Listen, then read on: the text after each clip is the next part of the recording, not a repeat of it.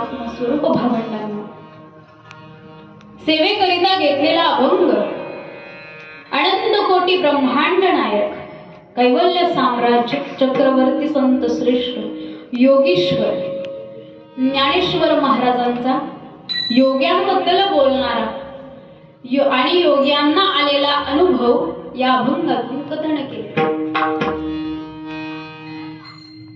सोहळ्यासाठी उपस्थित सर्व गुरुजन वर्ग, त्याचबरोबर सर्व विद्यार्थी वृंद, गायक वादक, सुंदर अशी ध्वनी व्यवस्था, त्याचबरोबर विणेकरी असतील, चोपदार असतील,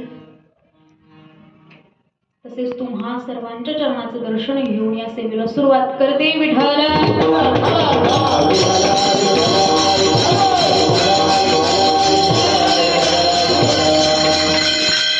बघा, सेवेला सुरुवात करण्याआधी मी तुम्हाला काही प्रश्न विचारते. सोपे आहेत, सर्वांना येतात, काय अवघड नाही. त्यात मला सांगा, देव कुणाला आवडतो? हात वर करा बरं जरा. महिला मंडळ मागं. अच्छा, आता माझा दुसरा प्रश्न, कुणाला असं वाटतं की देव आपल्या घरी यावा? हात करा, हात वर करा सगळ्यांना. तर माझा छोटा तिसरा प्रश्न, कुणाला असं वाटतं की आपण देवाच्या घरी लवकर जावं?